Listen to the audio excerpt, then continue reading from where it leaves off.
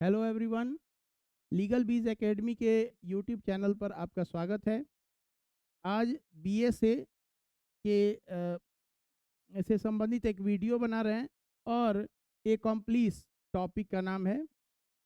एकम्प्लीस जो अगर बीएसए की बात की जाए तो बीएसए के सेक्शन 138 में, और अगर हम लोग इंडियन एविडेंस एक्ट की बात करें तो वहाँ सेक्शन 133, यहाँ पर एकम्प्लीस से संबंधित बातें दी गई हैं।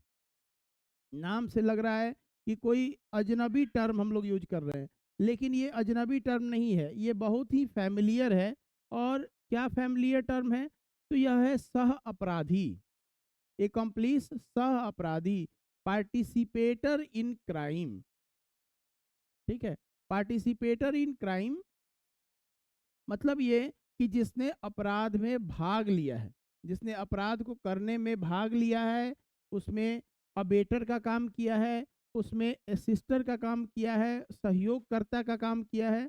तो इस तरह के से जो लोग अपराध में सहभागी होते हैं, ऐसे लोगों को कहा जाता है एकम्प्लिस। ठीक है, अब क्यों हम लोग एकम्प्लिस पढ़ रहे हैं? तो सबसे इम्पॉर्टेंट बात है कि जब इसी चीज को आप अगर बीएनएसएस में पढ़ेंगे तो बीएनएसएस में यह किस रूप में है? एक वर्ड है अप्रूवर।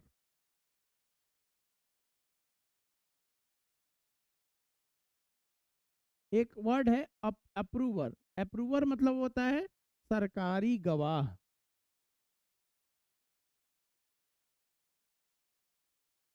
सरकारी गवाह तो आप सुने होंगे पुराने समय में जो क्रांतिकारी लोग थे, सरदार भगत सिंह। और सरदार भगत सिंह जब सैंडर्स की हत्या को लेकर के जब उन्हें अभियुक्त बनाया गया, एक्यूज बनाया गया, तो उन्हीं के एक साथी ने उनके खिलाफ गवाही दी और उस आधार पर उन्हें कन्विक्शन हुआ, उन्हें फांसी दी गई। हम लोग गद्दार कह सकते हैं उस व्यक्ति को, लेकिन वह क्या है? उसने भगत सिंह के साथ अपराध में भाग लिया था और पुलिस के टॉर्चर से वह परेशान होकर के उसने क्या किया? उसने सरकारी गवाह बनना चुना और अपने ही साथी को उसने फंसा दिया। तो ये तो क्रांतिकारी गतिविधियां हुई, लेकिन जनरली जो है वह कोई क्राइम में इस तरह से क्राइम किए जाते हैं कि अगर हैबिचुअल ऑफेंडर है, अगर ऑलरेडी वो काफ़ी शातिर अपराधी है, तो वह अपने पीछे कोई गवाह नहीं छोड़ेगा। और अगर वो अपने पीछे गवाह नहीं छोड़ेगा तो फिर आप उसे कैसे सजा दिला पाइएगा? तो कानून का ये नियम है कि भले ही इसमें थोड़ी सी इनजस्टिस दिख रही है, लेकिन उन्हीं के साथी में से एक व्यक्ति को अगर आप सरकारी गवाह बना लेते हैं, प्रोसिक्यूशन की तरफ कर लेते हैं, तो वह व्यक्ति अपने साथी के खिलाफ गवाही दे सकता है और उस गवाही के आधार पर उस साथी या उस मेन एक्यूज को सजा दिलाया जा सकता है, उसे फांसी के फंदे तक पहुंचाया जा सकता है, उसे जेल के सलाखों के पीछे पहुंचाया जा सकता है। तो बहुत ही इंपॉर्टेंट टॉपिक है ये एकम्प्लिस। ठीक है, स्लाइड्स के माध्यम से इसको हम लोग देखते हैं।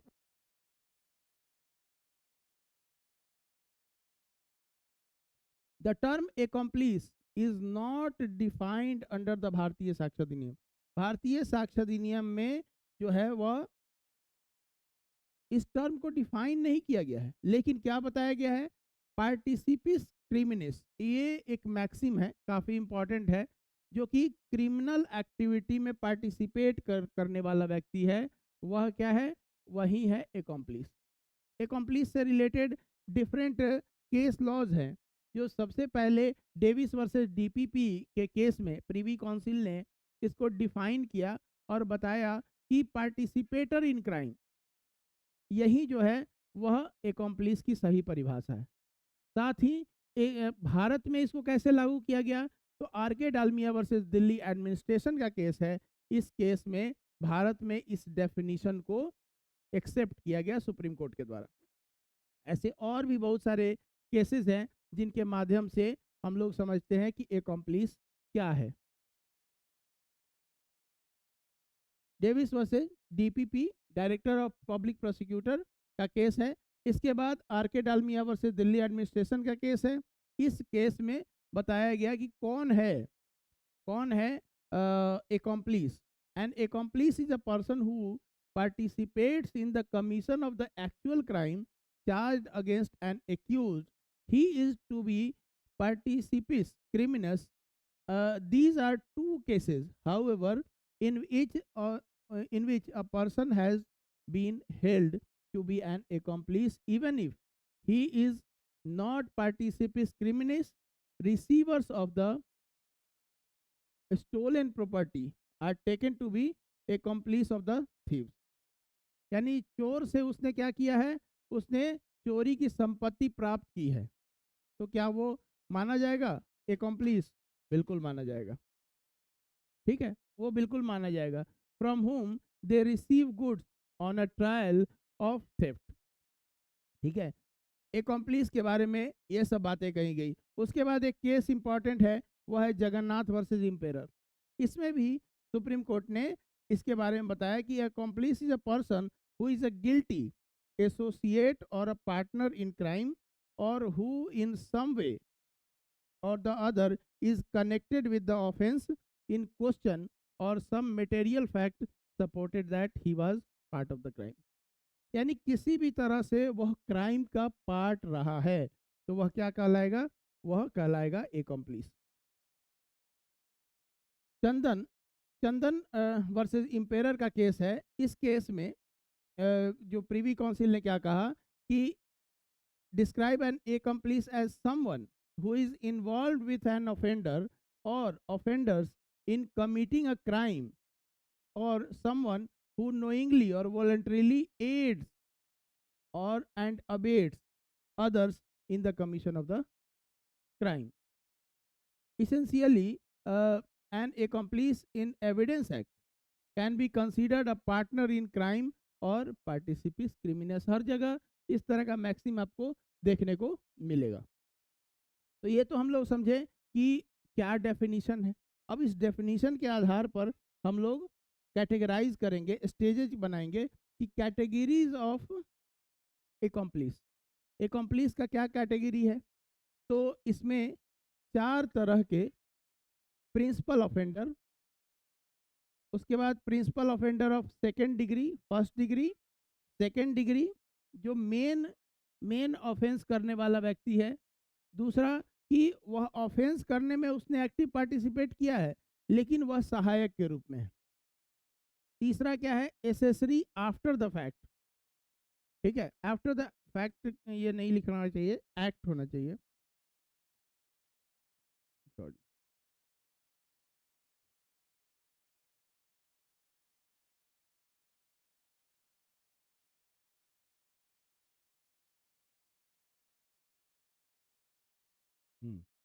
Accessories after the fact, accessories before the fact. यानी देखिए मेन क्या है कि एक है कि ऑफेंस करने में जिसने भाग लिया, ऑफेंस जिसने किया, जिसने उसमें साथ में भाग लिया तो सेकेंड डिग्री में आ जाएगा।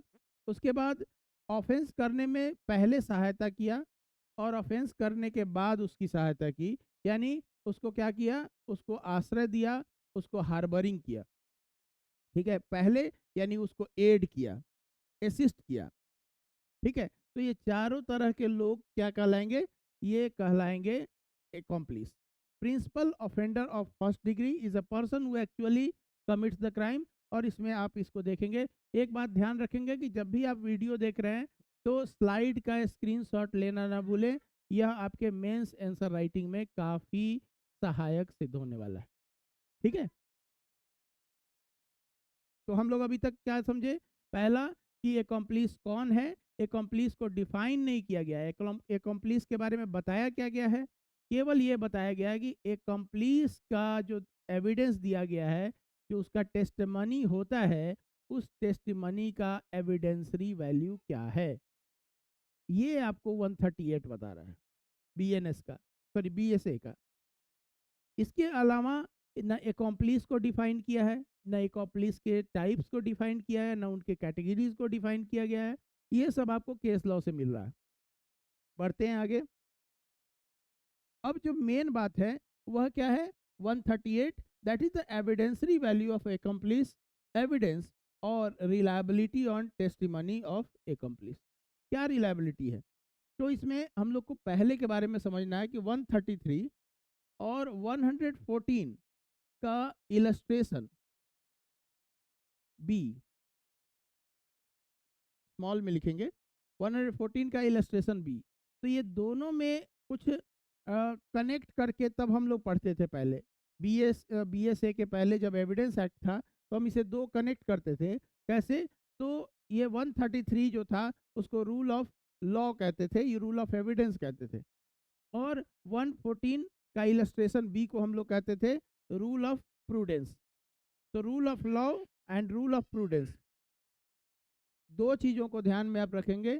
तो रूल ऑफ लॉ क्या है? तो रूल ऑफ लॉ ये है कि अगर अनकॉरोबरेटेड एविडेंस भी है, अगर एकम्प्लीस है, उस एकम्प्लीस के टेस्टिमनी को हम लोग क्रेडिबल मानेंगे। However however it is not corroborated with some important और इंडिपेंडेंट एविडेंस। ठीक है, तो पहले ये था। दूसरी बात क्या कहा गया? तो 114 का इलस्ट्रेशन बी क्या कहता था? ये कहता था कि नहीं, कोरोबरेशन किए बिना जो एकम्प्लीस है उसके एविडेंस को, उसके टेस्टिमनी को क्रेडिबल नहीं माना जा सकता, विश्वसनीय नहीं माना जा सकता। तो दोनों बातें एक साथ हुई कि एक तरफ कहता है कि बिना कोरोबरेशन के भी आप एक्सेप्ट करिए, दूसरी तरफ कह रहा है कि नहीं, कोरोबरेशन जरूरी है।